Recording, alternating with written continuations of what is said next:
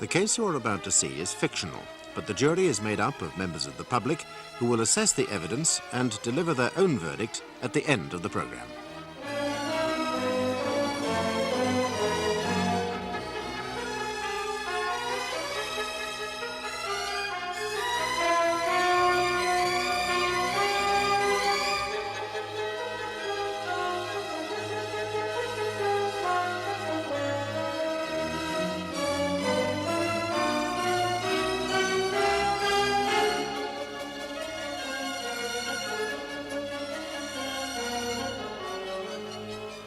You won't be needing all that, you know.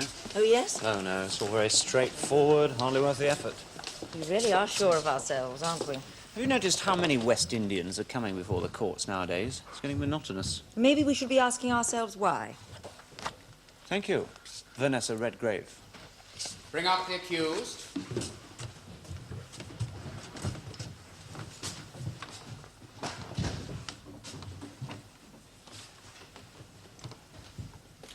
You all right then? Will I have to wait outside until the call? Is it all right smoking? Yeah? Right.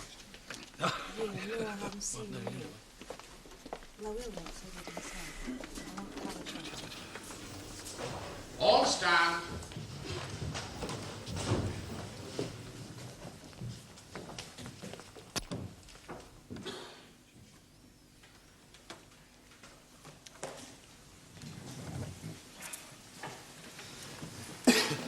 All persons who have anything to do before the Crown Court here holden for the town of Fulchester, draw near and give your attendance. God save the Queen. Put up Errol Hunt. Is your name Errol Hunt? Yes, it is. Errol Hunt, you stand indicted on 2 counts. On the first count, you are charged with theft. And the particulars are that on or about the 15th of May 1975 at Fulchester, you did steal 2 cassette recorders, the property of Ballard's Electronics. To this charge, how say you? Are you guilty or not guilty? Not guilty. On the second count, you are charged with theft, and the particulars are that on or about the 15th of May 1975 at Fulchester, you did steal 8 cassette recorders, the property of Ballard Electronics. To this charge, how say you? Are you guilty or not guilty? Not guilty. Usher, will you bring forward the jury in waiting? Reginald Smallpiece. Challenge. Reginald Smallpiece, will you kindly leave the jury box? Will Neville Williams take his place in the box and take the oath?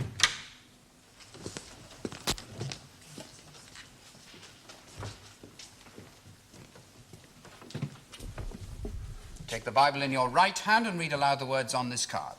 I swear by Almighty God that I will faithfully try the several issues joined between the parties here present and give a true verdict according to the evidence.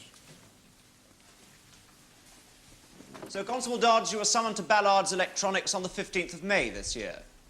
Yes, sir. What time was this? Just after midday, sir. I got there about 12:30. Who asked you to go? The managing director of Ballard's Electronics, Mr. Moore. Who else was in Mr. Moore's office when you got there?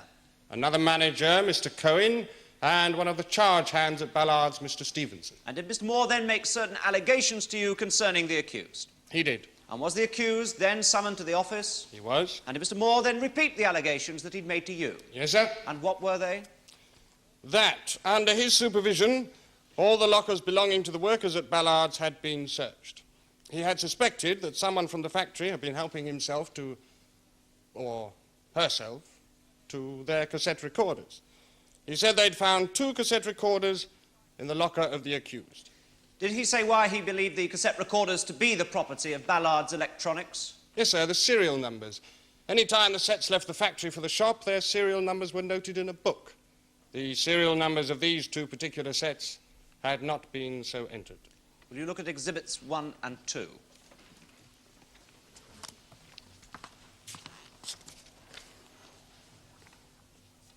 Yes, sir, these are the sets Mr. Moore produced. Now, did the accused say anything when Mr. Moore made these allegations? Yes, sir. The defendant said, "You've got to be joking." Then he turned to Mr. Moore and said, "Do you really need to do it this way?" Do you really need to do it this way? Yes, sir, his exact words. Then what? I said I'd like to search his car. And the defendant said, Help yourself, my brother. Did he then accompany you out to his car? He did. Who else was there? Mr. Moore, Mr. Cohen, and Mr. Stevenson. And then what happened? I asked the defendant for his car keys, he handed them to me, and I searched his car. Did you find anything? Yes, sir. 8 other cassette recorders. Where? In the boot of his car. Would you examine exhibits 3 to 10, please?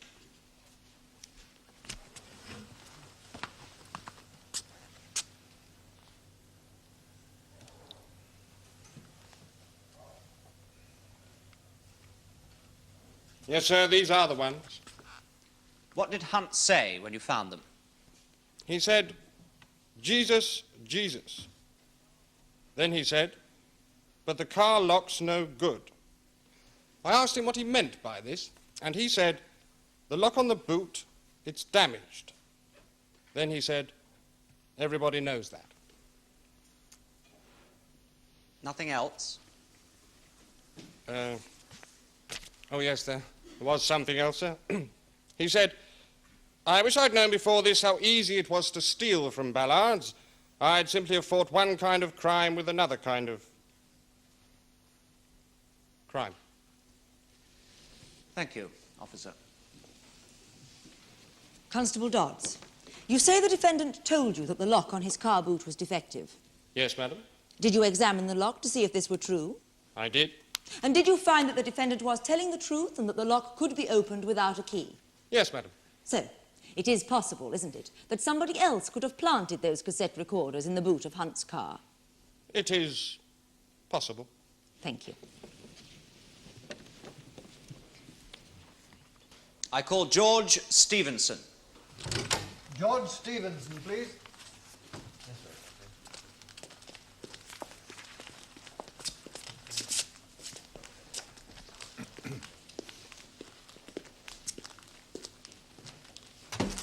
What is your religion? Baptist. Take the Bible in your right hand and read aloud the words on this card. I swear by Almighty God that the evidence I shall give shall be the truth, the whole truth, and nothing but the truth. You are George Stevenson of 53 Heaford Road, Fulchester. Mm-hmm. Mr. Stevenson, you are a charge hand at Ballard's Electronics. Yeah. Yes, sir. Do you know the accused? Yeah, sure. That's the guy right there. Now, on the 15th of May this year, were you at work? I was, yes. And did you have occasion to go into the locker room? I did. For what purpose? To search them, the lockers. Did you go alone? No, I went with all Moore, Mr. Moore and Mr. Cohen. Did you find anything? Yeah. I found 2 cassette tape recorders in the locker belonging to Errol Hunt. May he be shown exhibits 1 and 2, please. Are those the cassette recorders that you found in the accused's locker? Yeah, that's them. Now, were you present later that day when another search was carried out? Yeah, when we searched his car. And who was present when this was taking place? Mr. Moore, Mr. Cohen, Errol Hunt, and a police officer. Yes, now will you tell the court what happened when the car was searched? Well, first this copper asked Hunt for his keys, his car keys, you know. And then the copper unlocked the car. But first, nothing. And then he opened the boot. And there they were. 8 cassette recorders. Enough to open a flippin' shop. Now, Mr. Stevenson, have you and the accused ever argued about politics? I don't argue about politics. He argues about politics. All I do is disagree at the top of my voice. All right, let me put it another way. What kind of political views did he express? Right-wing? Left-wing? Oh, left-wing, sure. Yes, Mr. Lloyd, what is all this about? My lord, I assure you the evidence is relevant. The prosecution case is that the defendant may well have stolen from mixed motives and not purely for gain. Very well. Now, the views he expressed, Mr. Stevenson, were they very left-wing? He's not Stalin, if that's what you mean. But definitely left-wing. Let's put it another way. The guy's more left-wing than you. But I don't know if that's saying as much, is it? Now, just answer the question, Mr. Stevenson, no more. no less. I'm sorry, Your Honor. Now, March the 18th this year, Mr. King was dismissed from Ballards for theft, was he not? Yeah, Garfield King. Now, did you and the accused ever have any discussion about Mr. King's dismissal? Yeah, he called it a plot. He said anyway capitalism was organized theft, so what was all the fuss about? Yes, now, I believe that about a week or two after Garfield King lost his job, his wife was sacked as well. She went to pieces. Her work began to suffer. I mean, we were on double quota. She was keeping everybody else back. Double quota ain't no joke. But let's get one point straight, okay? I didn't tell Mr. Moore to sack her. I mean, she was falling behind. He could see she was falling behind. Yes, what I want you to tell us is what was the defendant's reaction to this, to Mrs. King's dismissal? Oh, he went wild.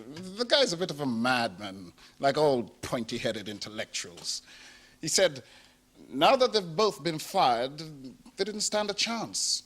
Where would they find other jobs at their age, especially being West Indians? Yes, be that as it may, what did the defendant actually do about all this, Mr. Stevenson? Do? Yes, do, Mr. Stevenson. Look, I don't want to get the guy into any trouble. Mr. Stevenson, will you just answer the question? And I may add, Mr. Stevenson, that if you wish to help your friend in any way at all, you would do best to answer the questions as simply and as helpfully as possible. Your Honor, the guy's no particular friend of mine, but he's a fellow West Indian. I mean, everybody hears stories about what happens to West Indians in, well, a court like this. Mr. Stevenson, if you are trying to say that you do not believe that the accused will get a fair trial in this court, let me tell you that you have no need to worry on that score. British justice sees to it that every prisoner that comes into an English court is treated in exactly the same manner. Oh, well, that's a different matter then. I'm sorry, Your Honor. Thank you, my lord. Oh, I'm sorry, I meant my lord, not Your Honor. Proceed. Well, now that your mind has been set at rest, Mr. Stevenson, I'll ask you again. What was one of the first things the accused did when he learned of Mrs. King's dismissal? He organized a meeting during the lunch break. The guy really came on heavy. Heavy. I mean, he even tried to get everybody to go on strike. Yes, now, was this the only occasion when Hunt protested about something pertaining to the factory? No, he was always on about something or the other. He used to hold more meetings than Billy Graham. Only religion wasn't his problem. He'd cause a lot of arguments, and if he could get everybody arguing among themselves, oh, he'd like that. Are you saying then that Hunt was a troublemaker? Maybe he was a troublemaker, but he wasn't just a Yes troublemaker. or no, please? Okay, yes. Some people would call him a troublemaker. Now, getting back to the meeting that he organized after Mrs. King's dismissal, can you recall anything in particular that the accused said at that meeting? He said a whole heap of things. He said that Ballards had exploited us for years, but nobody minded because we weren't English. So we had to do it ourselves. We had to take whatever we could get off the company in every way we could, by fair means or foul. Now, are you sure that's what he said? Take whatever we could get off the company in any way we could, by fair means or foul? Sure. That's exactly what he said. Thank you, Mr. Stevenson. That's all right. Mr. Stevenson, you say you were there when the boot of my client's car was being searched, the boot where all those cassette recorders were so conveniently found. Now, what I want to know is, were you also there when the police examined the lock on the boot and found it to be defective? Faulty? Yeah, I was. You weren't surprised, though, were you? Surprised? Because some days before, Mr. Hunt had mentioned to you the fact that the lock was faulty. Yes, he did. In fact, he'd asked one of the other men in the factory, a Mr. Josiah, to mend it for him, hadn't he? Yes, something like that. So, a number of people knew that the boot on Errol Hunt's car could easily be opened, with or without a key. Yes. Therefore, anybody could just have gone to my client's car and planted those cassette recorders there, couldn't they? Yes, anybody. Did you plant them there? You gotta be joking. No, I did not. Let's talk about Ballard's Electronics now, shall we? This factory where all of you work. There is no union at Ballard's, is there? Union? Yes, a union, you know. At most factories there is a union. But there is no union of any kind at Ballard's, is there? We don't have a union. And yet there are nearly 200 workers in that factory, are there not? Yes, something like that. Most of whom are West Indians and some Africans. Yes. In fact, it's one of those factories where the management are all white and the workers are all non-white. West Indians and Africans, isn't that so? My lord, if you'll excuse my interruption, I would like to remind my learned friend that this is a trial of a criminal offence. Yes, Mrs. Bryce, is it necessary to turn this trial into yet another political extravaganza? Surely there's enough of that sort of thing in the newspapers. If, of course, it is relevant, then it is permissible. But is it? My lord, as your lordship has already heard, there are no unions at this company. Now, if I'm allowed to develop my case, you will also hear that my client, Errol Hunt, was trying to organise a union at Ballard's. The last thing that they want, the management at Ballard's, is someone who even mentions the word union. Thus, some way had to be found to get rid of my client. And if they could blacken his character at the same time, so much the better. In my submission, it is imperative for the jury to understand the lengths to which this management would go to be rid of someone like my client. It is essential, therefore, to go to some extent into the conditions at Ballard's Electronics, the conditions under which these people had to work daily. Yes, I see. Very well. Thank you, my lord. Now, Mr. Stevenson, so far we've established that Ballard's has something like 200 coloured workers and no union. Can you add anything to that? For example, it's true, isn't it, that on average 5 people are sacked each week from Ballard's? Yes, 5, 6. 5 people out of 200 every week. Yes, yes. And there was no trouble in finding new people to take their place, was there? No trouble at all. As you say, it's mainly black women working in the factory. So the management knew Fulchester was full of them, right? So how can they lose? And all they do when Friday comes is hand these women their cards. And they don't offer any explanation either, do they? Explanation? You gotta be joking. Look, Ballard's and Oxford University, you know, it's a factory where they're not only black, but most of them are women as well. Explanation? You can't be serious. But Mr. Stevenson, all employees who've been in a job for 26 weeks are protected by statute from wrongful dismissal. Maybe so, sir. But they don't know that. Nobody tells them nothing. Now, before we get on to Errol Hunt, can we just talk about Mr. Moore for a moment? He is the manager at Ballard's, yes? The managing director at Ballard's. The man. Did Mr. Moore do most of the hiring and firing at Ballard's? Not so much the hiring. He leaves that to people like Mr. Cohen. Mr. Cohen is one of the other managers. But the firing? Oh, yes, Mr. Moore fires a lot of people. More than anybody else, in fact. Oh, far more. He'd fire anybody, the Pope even. That formidable, is he? Anyway, now we can bring in my client. My learned friend just now tried to get you to say that Mr. Hunt was something of a troublemaker. And you replied, and I quote, "He wasn't just a troublemaker," unquote. Perhaps you'd tell us what you meant by that. Well, there's no doubt about it. Sometimes the guy caused more trouble than he's worth. But on the other hand, he didn't just do it for himself. I mean, he really felt conditions at Ballard's ought to be improved. And that was all he cared about. And that's what people don't understand about Errol Hunt. I mean, he would go to any lengths to help improve things at Ballard's, even if he ends up causing more trouble than any of it is worth. Yes, but surely you would like it if there were some sort of union at Ballard's, would you not? Your Honor, I couldn't care less. Union? What do I want a union for? I do okay without a union. Not a very public-spirited attitude, Mr. Stevenson, is it? To me it is. I am all right, Jack. Yes, Mr. All. But it's true, isn't it, Mr. Stevenson, that you make £60 a week? Yeah, so? While the women on the assembly line at Ballard's only make £22 a week. A vast difference, is it not? Look, I don't know how much they make. I don't concern myself with other people's business. No, you don't, Mr. Stevenson. That much is obvious. But Mr. Hunt did. Yeah, and look where it got him. Top billing in this music hall. No, that's the kind of good luck I could do without. What about Mr. Moore? Do you know what his feelings were towards Errol Hunt? He was certainly aware of Mr. Hunt, was he not? Was Hitler aware of the Jews?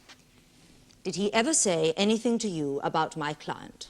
Yes, more than once. Such as? He said that Hunt was untrustworthy. He frequently said that. Untrustworthy. In your opinion, was that a fair assessment of my client? No, miss. Thank you. You're welcome. Mr. Moore, I believe you're the managing director of Ballard's Electronics. Yes. Now, the 15th of May this year, did you call the police to Ballard's Electronics? I did, yes. What was your reason for calling the police? 2 cassette recorders were found in a locker used by one of my employees. 2 cassette recorders which I had reason to believe had been stolen. Who was this employee? Hunt over there. Errol Hunt. And were you there when the defendant's locker was searched? I was, yes. Who else was there with you? Oscar Cohen, the manager, and George Stevenson, the charge hand. Did you summon the accused to your office after the police arrived? Oh, yes. And what did he say when he was told of the cassette recorders? Well, his first words were, "You've got to be joking," or something like that. And then he said to me, "Did you really need to do it this way?"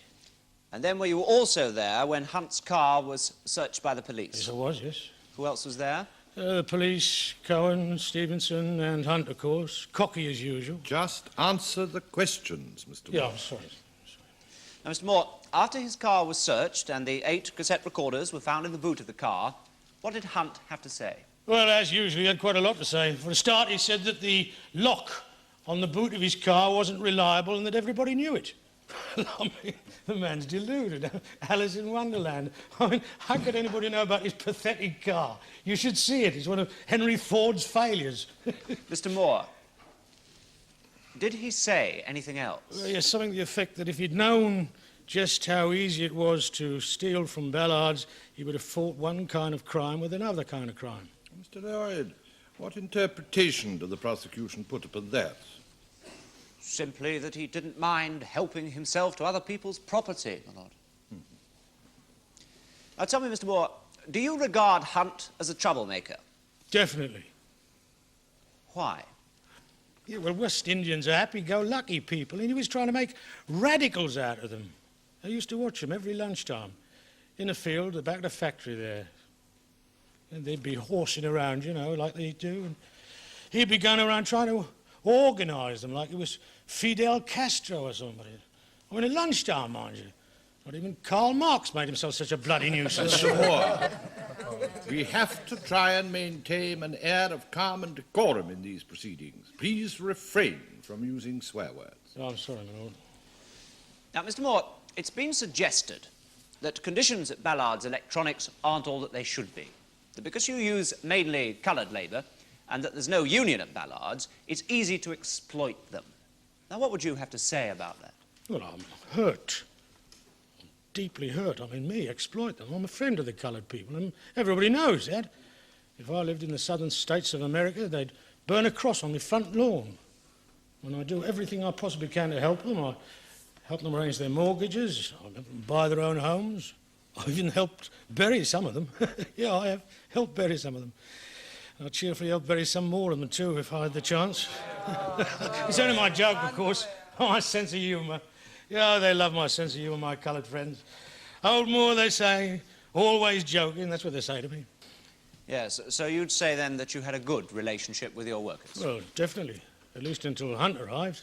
Then what happened? Well, now it's gone all racial and tense. I'm in the factory. I mean, it's like Harlem in there now. All frizzy hairstyles and black power, which is a pity, I think. I mean, they don't sing and show their happy teeth like they did, you know. They don't appreciate all I've done for them. I'm a stranger in my own factory. Yes, thank you, Mr. Moore. Mr. Moore, will you tell the court, please, how old you are? Well, yes, if you think it's important. I'm 57. And you're a widower, is that right? Yes, my wife died quite a few years ago. Well, what's that got to do about Just answer the question, Mr. Moore. Mr. Moore, since your wife died, you've taken out quite a number of the workers in your factory, haven't you? The female ones, I mean. Your Honour, please. My Lord. Yes, indeed. What is the point of this, Mrs. Bryce? My Lord, I'm coming to certain conversations Mr. Moore had with one particular employee of his. She's insinuating I took advantage of the women working for me. I was hoping not to have to go into all that, It's a downright Mr. Moore. lie. Every word of it, a downright lie, every word. Mr. Moore, let that be the first and the last time that you shout in my court. Now, do you understand me, Mr. Moore? Yes, I'm sorry, sir. It won't happen again. Well, Mrs. Bryce, would you please confine yourself to the particular employee with whom these conversations took place? Very well, my lord. Mr. Moore, what about a young lady named Morty Baker? What about her? She was one of the young women from your factory whom you've taken out. Yeah, well, Morty was different, wasn't she? I mean, I never tried anything funny, if that's what you're saying. She never gave you the opportunity, did well, she? I respected her. I mean, she wasn't like the other West Indians. She had grace. And I'm not that old that I don't know grace when I see it. And then when Errol Hunt began taking her out, that didn't exactly please you, did it? Well, a girl like that, I mean, she could have had a choice of men, and she had to pick him. Him! That opinion is motivated by straightforward jealousy, isn't it, Mr. Moore? Jealousy?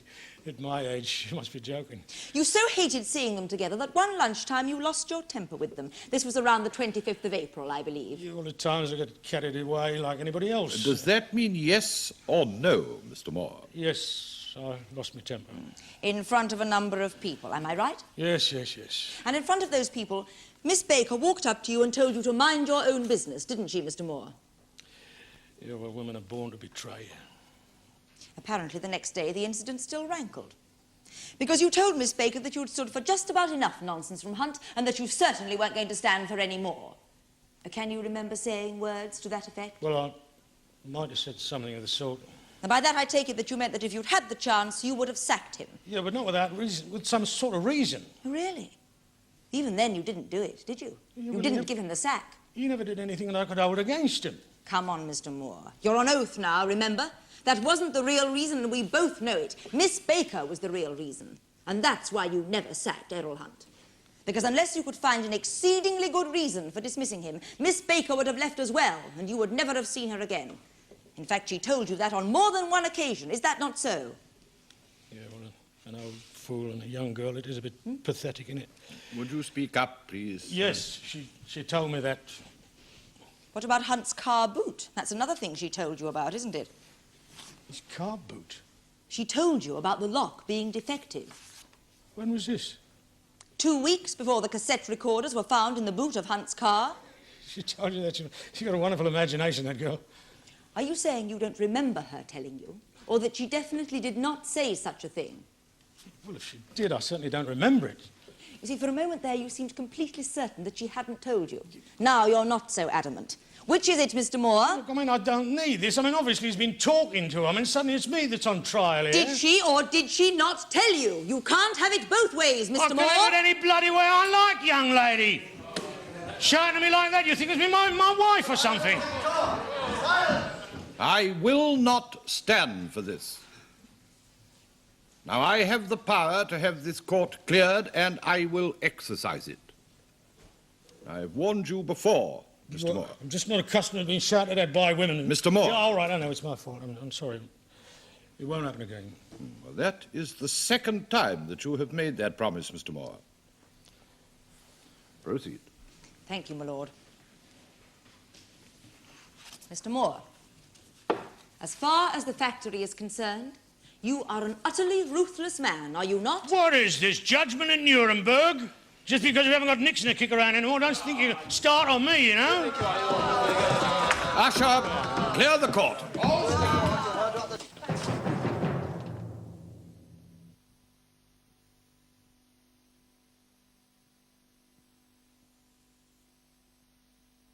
TV lawyers.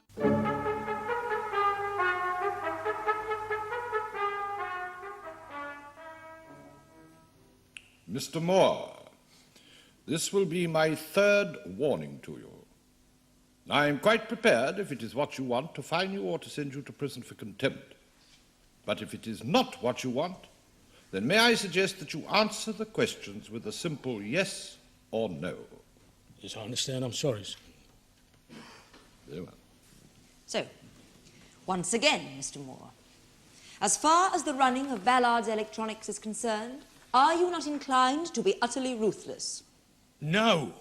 Well, let's see how you run the factory, shall we? Isn't it true that you walk around timing everybody with a stopwatch? Stopwatch? You make it sound like a crime or something. That was one of the things Errol Hunt complained to you about, wasn't it, your stopwatch? He was born complaining, that one. He complained to you that you walk around timing everybody. He said it made all those poor, tired people feel insecure. Wake up, Mr. Moore, he said. This is 1975. No union sanctions a stopwatch in 1975. Union? Yeah, well, of course, we don't have a union at Ballard's. No, Mr. Moore. And that's precisely what has brought this trial about. Anyway, there's more. Giving people the sack is something else you seem to like as well, isn't it? I can take it or leave it. You sack more people every week than anyone else at Ballard's, do you not? Anybody that I ever sacked deserved it. Not one of them's been to the Industrial Tribunal. They all deserved it, you say? What about the time you and Mr. Cohen sacked 60 workers in one day? Yeah, one day. 60 of them in one day. 60 people in one go. You and Mr. Cohen apparently had some row, and he went around sacking your friends, and you went around sacking his. Between the two of you, you sacked 60 West Indians. He sacked 20, and you sacked 40. Well, that's a lie. We sacked 30 each. Oh, you didn't. Try to make excuses.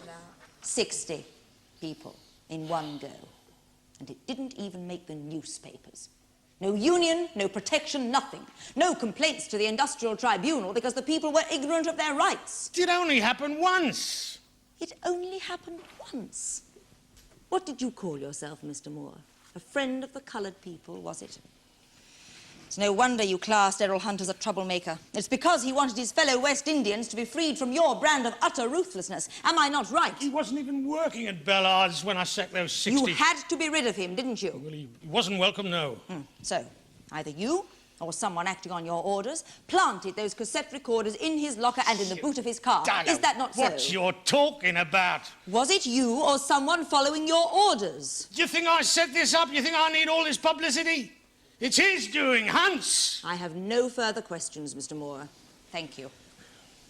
Let me warn you about that young man. I mean, he goes around calling everybody brother, but inside he's burning with resentment. I mean, he hates me. He said he was going to get me. Mr. Moore. You don't understand, sir. I mean, I've given my life to that factory. Now they're only looking for a reason to get rid of me. I'll soon be 60, you know. Mr. Moore. Yes, I know. It's just that I went to fight my way up, and now they're just waiting for me to go. Now, Mr. Moore, are you all right? Yes, I'm all right. Don't you worry about me. Very well, then. Perhaps we can get on with it, Mr. Lloyd. Now, Mr. Moore, you've been asked by my learned friend about Miss Baker and the lock on the boot of the defendant's car. I'd like to ask you myself. As far as you remember, did Miss Baker tell you that the lock on the defendant's car was defective? No. Did she ever mention Hunt's car boot? No, I mean, what's so special about the boot of his car? Did anyone ever tell you about that lock being defective? George Stevenson, for example. George Stevenson? Of course not. Thank you, Mr. Moore. No further questions. And that is the case for the prosecution, my lord. I call the defendant Errol Hunt.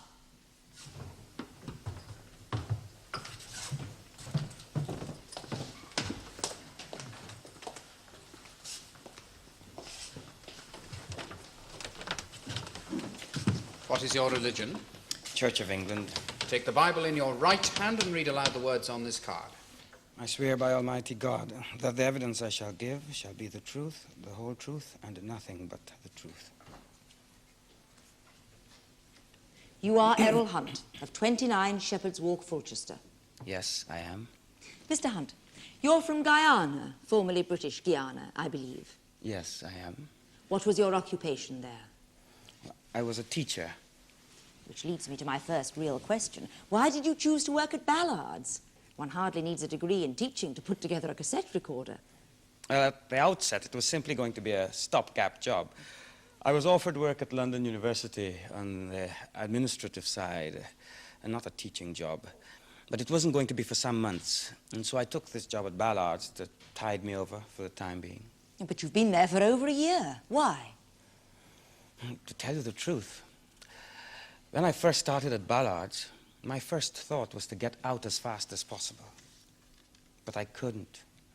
They don't have that kind of choice. The other workers. And they need all the help they can get. Believe me, Ballard's isn't exactly Butlins. But Mr. Moore has just told us that at Ballard's everyone was as happy as spring.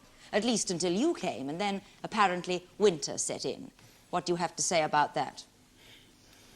Mr. Moore flatters me, my sister. Not even Uriah Heep could be that good.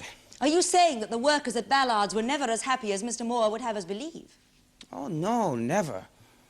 But to be quite fair to Mr. Moore, I'm sure that he believed that they were happy, or at least content.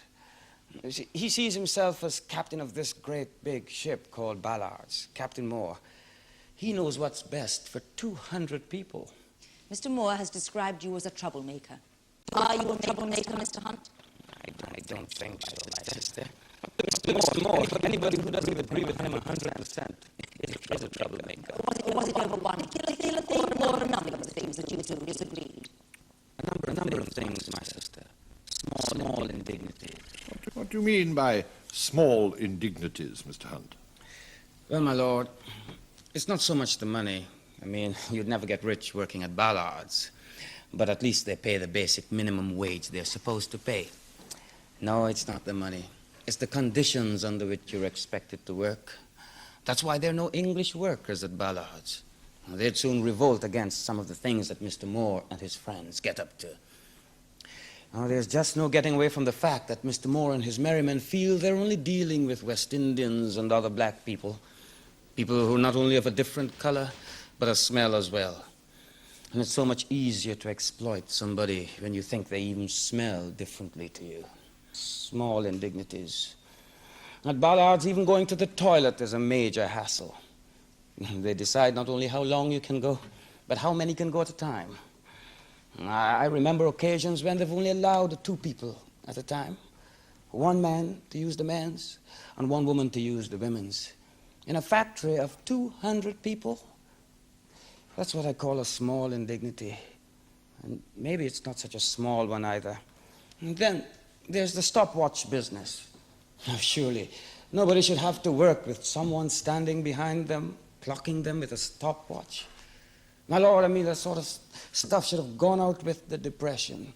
But my dear brother, the worst indignity to me of all at Ballard's is the way Mr. Moore and Mr. Cohen can just sack who they want, when they want. One woman got down on her knees in Mr. Moore's office, and she begged him for her job back. No way. Once they give you your cards, that's it. There's no redress, nothing. People talk about the industrial tribunal. Before I joined Ballard's, most of the workers there never even knew that such a place existed. In any case, to qualify for protection under the industrial tribunal, you've got to have worked for about 6 months in one job.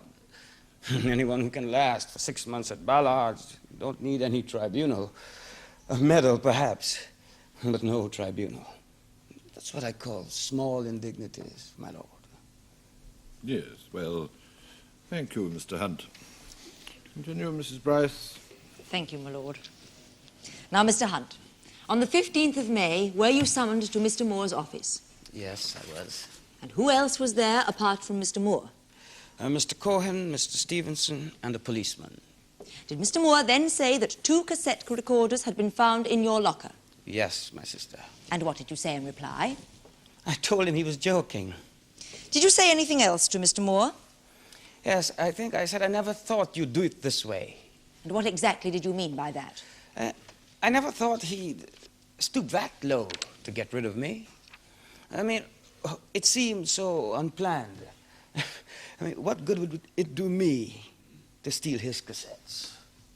And then when the police searched your car and the other cassette recorders were found in the boot, what did you then say to the policeman? I told them that the lock on the boot was useless. I told them that anybody could have put them there. And what did you then say to Mr. Moore? I I wish I'd known how easy it was to steal at Ballard's. I'd simply have fought one sort of crime with another sort of crime. And, Mr. Hunt, were you just saying that had you known how easy it was, you'd simply have turned up at the factory with a lorry and cleaned them out of every cassette recorder in the place? Of course not, my sister. Teachers don't make very good thieves, I'm afraid. Now, Mr. Hunt, we've heard about your friendship at Ballard's with one of the secretaries, a Miss Morty Baker. Was there any time when Mr. Moore showed himself to be displeased by this friendship? Oh, yes, my sister. A number of times. But one time in particular, one lunchtime, he saw us holding hands. She was nuzzling me a little. And he turned purple with jealousy and said that Ballard's was in the cassette business, not the marriage business. And what happened next? Morty, Miss Baker, walked up to him and told him that if he said one more word, she'd demand her cards and go. And? He shut up like he was a parrot and she'd put a cover over his cage. But did he forgive and forget? No. The very next day, he told Morty You that... can't tell us what he told Miss Baker. But did you repeat to him what she said to you? Yes, my sister. The next day, I said that Morty told me that he told her that he wasn't going to stand for my nonsense much longer. What did he say? That he was going to find a way to get rid of me. And then what happened 2 weeks later? 2 weeks later, those cassettes were found in my locker and in the boot of my car. Mr. Hunt, did you put those cassette recorders in your locker and in the boot of your car? Of course not, my sister. Why would I throw it all away so stupidly? For nearly a year, I've been trying to negotiate for better conditions for all my brothers and sisters in that Victorian factory. It was Mr. Moore and his little band who wanted to get rid of me. I mean, why would I run the risk of being caught? Provide them with a perfect excuse to fire me just for a handful of cassettes? Do I look that stupid? Thank you, Mr. Hunt. Will you wait there? Mr. Hunt, why Ballard's? You're a qualified teacher. Why choose to work, even for a week, in a cassette factory? Was it because someone got you the job? And if so, who? Garfield King got me the job. The same Garfield King who in March this year was dismissed for theft, yes? You reckon that fact proves that I'm guilty? Just answer the question, please. Sorry, my lord. Mr. Hunt, I was merely trying to establish which Garfield King. He was the same King who was dismissed for theft, wasn't he? Yes. Yes. And what is your relationship to Mr. King? He's my cousin. Yes, your cousin.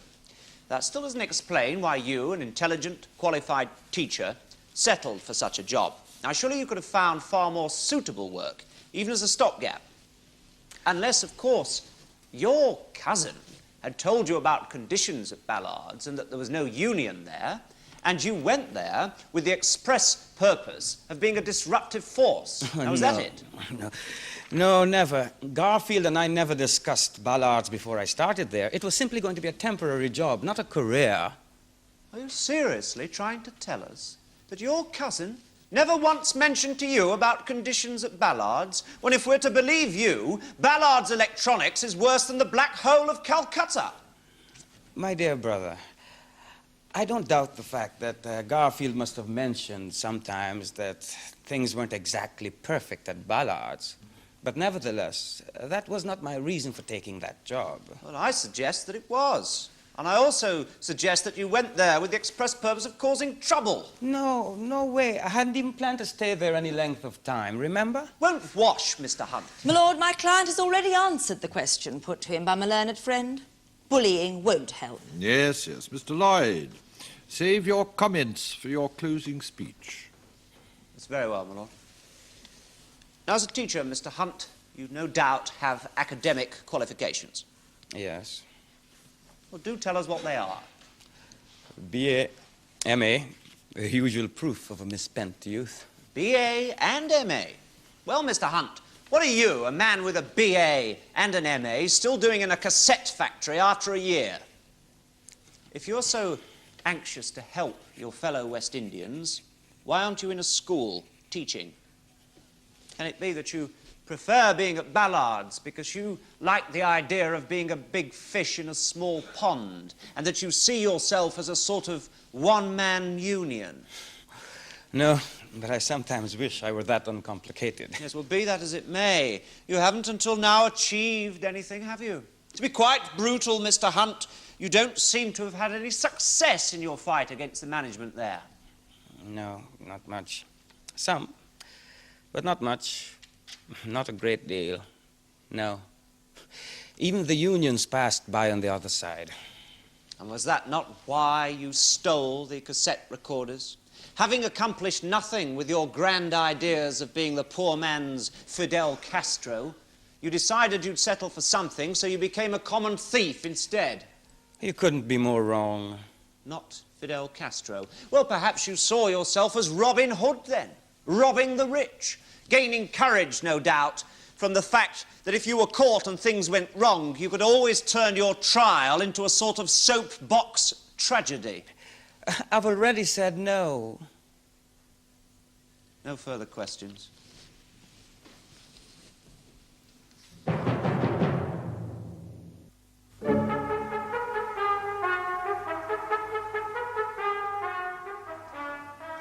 I call Miss Morty Baker. Morty Baker, please. This way, please.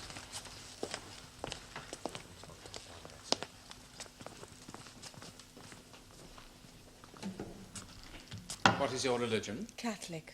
Take the Bible in your right hand and read aloud the words on this card. I swear by Almighty God that the evidence I shall give shall be the truth, the whole truth, and nothing but the truth. You are Miss Morty Baker of 73 Acacia Avenue, Fulchester. Yes. Miss Baker, you work as a secretary at Ballard's Electronics. Yes. How long have you known the defendant, Errol Hunt? About a year. And Mr. Moore, how long have you known him? A little over 2 years. How would you describe your relationship with Mr. Moore? Friendly? More than just friendly? Friendly. Did he take you out quite often? Not often. Occasionally. But did he ask you out quite often? Oh, yes, he was always asking me out. Was it a platonic relationship, or did he try to make love to you? I make it very clear to him from the start that no way was I going to let him make love to me. And did he abide by your wishes? Oh, yes, or he knew I wouldn't have had anything to do with him. Yet he still kept on asking you out after that? Oh, yes. He began afterwards to refer to me as his daughter, jokingly most of the time, but... But what, Miss Baker? Well, he began to act like he was my father. You know, telling me I should always wear gloves, things like that. Gloves? I know. Sometimes it was like having Queen Victoria for a father. Did it ever get so bad that you thought of leaving your job? Christmas, yes. If it wasn't for Errol Hunt, I would have left a long time ago. Not that he was nasty to me, though, you understand. Mr. Moore, I mean. It's just that he wasn't my father. And then, when Errol Hunt entered your life, did Mr. Moore approve of that? It was like I committed a crime, a great train robbery. It was a bad joke. I really believe he hated Errol. Eventually, I told him plain. It's my life. I didn't mean to hurt his feelings, but... You know, Christmas. And did things get better after that, or did he just seem to hate Mr. Hunt more? He seemed to hate him more. Now, Miss Baker, it has been suggested that because there is no union at Ballard's, West Indian workers are being regularly exploited. We have also heard that Mr. Moore is particularly fond of giving his workers the sack. Have you ever witnessed this? Everybody knows this of Mr. Moore. Yet before Errol Hunt came to work at Ballard's, everybody seemed to accept this appalling state of affairs. Yes, miss. It's only now West Indians learning to stick together. But after Hunt arrived, did things change for the better? Well, somewhat, anyway. Oh, yes. I believe that sooner or later he would have got a union going at Ballard's. But before that could happen, all those cassette recorders were found in his locker and in the boot of his car. Yes. Did you know prior to the 15th of May that the lock on the boot of that car was defective? I did. And did you tell anyone about this? Yes. You told him or her sometime before May the 15th? Yes. And who did you tell about the lock being defective? Mr. Moore. Are you quite certain about this? Yes. Because first I told him it was broken. But when later I mentioned to Errol that I told Mr. Moore, he corrected me. Apparently it was defective, not broken. Did you also repeat this further piece of information to Mr. Moore? I did, yes. Thank you, Miss Baker. Miss Baker, do you regard a defective lock on somebody's car boot as a particularly breathtaking topic of conversation? Beg pardon? A car lock, a defective lock on a car boot. Would you consider it a very interesting topic of conversation? Depends. Yes or no, please? No. No. And yet you say that you mentioned it twice to Mr. Moore. Why? Mr. Moore sometimes used to make remarks about Errol's car. Hadn't the doors fallen off yet? Ultra-funny jokes like that. One day I mentioned about the boot. Oh, really? You don't like him very much, do you? Mr. Moore, I mean. Yes, I do. He's always treated me generously and with respect. Well, let's try it another way. What is your relationship to the accused? What do you mean? Are you in love with the accused? Yes. Do you hope to marry him? Yes. Then it would be in your own interest, would it not, to get him off this charge, even at the expense of Mr. Moore, and even if it meant committing perjury. Am I right? I'm not English. I'm West Indian. The answer's no. No. No? Thank you, Miss Baker. Just one further question, Miss Baker.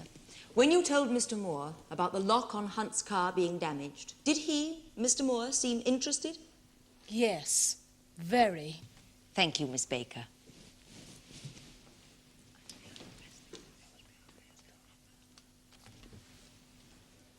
I swear by Almighty God I swear by Almighty God that the evidence I shall give that the evidence I shall give shall be the truth, shall be the truth, the whole truth, the whole truth, and nothing but the truth. and nothing but the truth. You are Mrs. Clara Baines of 260 Pepys Road, Fulchester. Yes, child. Mrs. Baines, do you work at Ballard's Electronics? Yes, child. How long have you worked there? Too long. How long is too long? Too long is when there is no escape, child.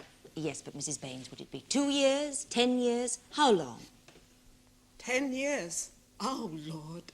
Mrs. Baines, do you remember the day Errol Hunt was arrested? Oh, yes, my dear. Do you know Errol Hunt's car? Yes, child. Do you remember anything to do with his car on that particular day? Yes. I was late for work that day. I saw someone standing by Errol Hunt's car. At what time of day was this? About 10:30. Did you recognize that person? No. It wasn't Errol Hunt? No. Mrs. Baines, at that time, should all the workers have been in the factory? Nobody had any business being in a car park at that time of day.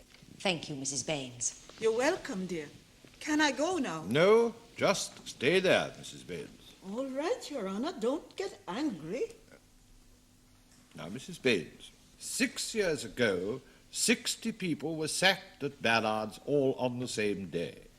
Were you at work on that day? Yes. Jesus. I hope to God I never live to witness a day like that again. 60 colored people. My brother Alvin was one of them. Why was he fired? You asking me? To this day I don't know. Mr. Moore just say to him, you out? Just you out. That's right, as the Lord is my judge. You out? Out? Sometimes white people think they're God. But wasn't he ever given a reason? Reason, child? Well, somebody did tell me it was because he was Mr. Cohen's friend, but I don't call that a reason. I call it a punishment. Yes, now that was years ago. Are things at Ballard's better now? Yes, in a matter of speaking. What is the reason for this? Sir, it's not a what, it's a who. That young man over there is the reason. Young Errol Hunt. He's too nice. In what way did he change things? He told us not to be afraid. Yes, go on. That's it. Is that all that he did? He told us not to be afraid. You don't know what it means to someone like me. I've been afraid so long in this country. When I think how long I want to cry. Oh, man. At work, in the bus queue, just crossing the road, afraid. One black face in a whole sea of white. Oh, God, you reckon I didn't have cause to feel afraid? Then young Mr. Hunt come to work at Ballard's, and he give me hope. Oh, he's a wonder, that boy. Don't be afraid, my sister. That's what he said. Every lunchtime, the same words, don't be afraid, until even the likes of me begin to believe. Now, I'm not afraid no more. Oh, it feels so good in here. And my heart is happy, happy. No more, sweet Jesus, no more. This country don't frighten me like it used to, not anymore. And it feels so good, so good. And it's all thanks to that young man over there. Bless you, son, bless you. Thank you, Mrs. Baines. Are you all right? Yes. Very well, Mr. Lloyd. Mrs. Baines, after your brother was dismissed from Ballard's, I'm certain you took great umbrage, did you not? Understandably so, no doubt, but umbrage all the same. What's that you're saying, Sonny? What? I don't speak French, you know. Sorry and all that. You were angry, yes? Oh, well, say so then. You're damn right I was angry and unhappy. So you don't hold any love for Ballards? Me? Hold love for them? I'm not mad. In fact, you'd do anything, even years later, to get back at them. Am I right? What you getting at? Well, that you're for Errol Hunt simply because he's against Ballard's electronics. You'd say anything on anyone's behalf once they're against Ballard's, wouldn't you, Mrs. Baines? Is he calling me a liar, sir? Simply answer his question, Mrs. Baines. Sir, I wouldn't have your job. Not for all the tea in China. The question, Mrs. Baines. Okay, sir, don't fret. Let me put it another way, Mrs. Baines. You still haven't forgotten that Mr. Moore gave your brother the sack for no reason whatsoever, have you? No, I ain't forget. Yes, and it would please you if you could pay him back, Mr. Moore, in some way, any way, wouldn't it? He deserve it. Would you say that you hate Mr. Moore? Me, sir? I don't hate nobody. But you fear him? Oh, yes. I'd be foolish not to. Yeah, so if someone was against Mr. Moore, you'd be on their side, wouldn't you? Yes, sure. Yes. Thank you, Mrs. Baines. Can I go now, sir? Is that it, Mrs. Price? Yes, my lord. Very well, Mrs. Baines, you may go and sit down now. Thank you, Your Honor, sir. Thank you.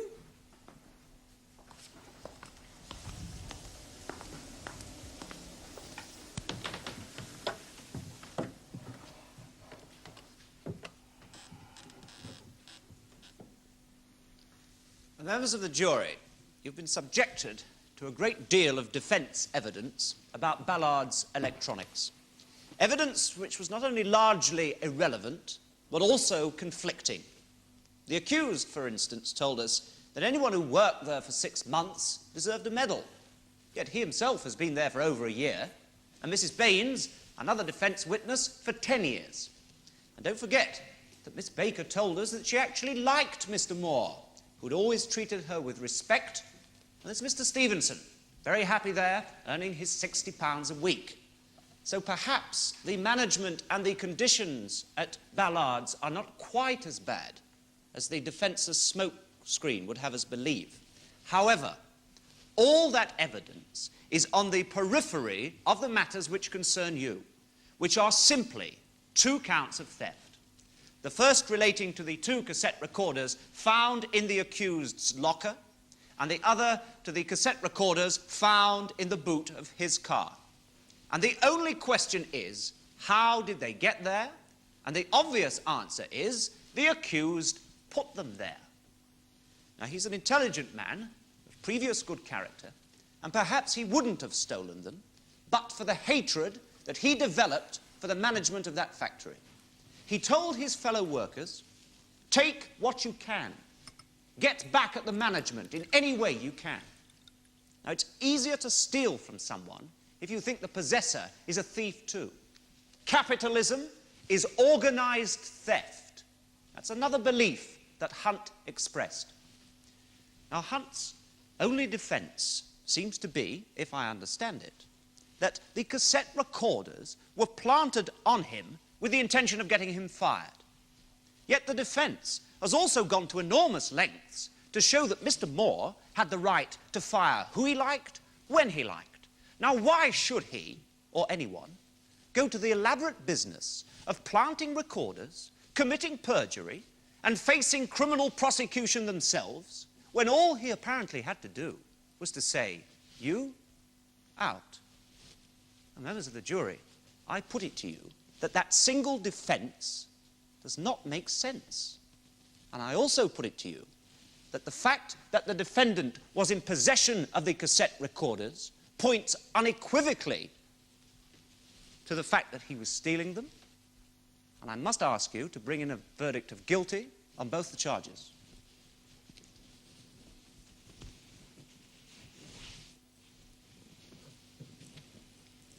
Members of the jury, all the evidence which Mr. Lloyd has sought to dismiss as peripheral is in fact central to the true explanation of the events giving rise to these charges, because it is that evidence which shows how these cassette recorders came to be planted on Errol Hunt. Now, whoever you believe about the conditions at Ballard's Electronics, one thing is absolutely certain, that there was a great deal of bitterness about them. And Errol Hunt was, because of his attitude to these conditions, a thorn in the side of Mr. Moore. Mr. Moore made no bones about that. And it was because of this that someone, Mr. Moore or someone else, planted those goods on Errol Hunt. Of course, such a thing would be very wicked. And you will naturally feel reluctant to conclude that anyone could be so wicked. But Mr. Moore is no ordinary man. Consider the fact that he admits that on one day, he and another manager each sacked 30 men. Consider what Mrs. Baines said of the factory. Consider his odd relationship with Miss Baker. Is that man incapable of the ruthless and wicked act of which I now accuse him? The act of planting those cassettes and framing Errol Hunt? I think not. In fact, such an act would be quite in character, would it not? Members of the jury, I have to prove nothing. The prosecution must prove their case. You have the word of that man that he did not plant the goods. You have the word of this man that he did not steal them. You cannot convict this man on the evidence of such another. Now, members of the jury, you must remember there are 2 counts and you must consider them separately and bring in separate verdicts. But, of course, they have much in common. They are both charges of theft. Now, in law, the definition of theft is as follows. A person is guilty of theft if he dishonestly appropriates the property of another with the intention of permanently depriving that other of it. Now, remember that before you can convict the accused, you must be satisfied within reasonable doubt of his guilt. Now, when you retire, would you please elect a foreman to speak for you all? Let the jury bailiff be sworn. All stand.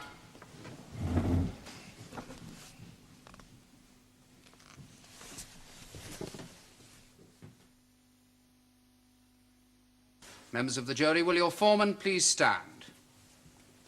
Just answer this question, yes or no. Have you reached verdicts upon which you are all agreed? Yes.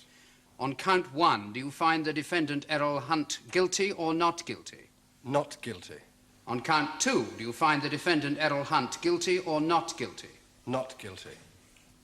Errol Hunt, you are free to go. Court will rise.